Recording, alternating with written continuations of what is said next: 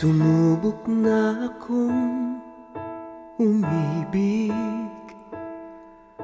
at magbigay ng tunay na pagmamahal. Ngunit kami ay nagkalayo pagkat hindi kami magkasundo. Eto ka, bagong magmamahal, nangangako na tayo ay magtatagal.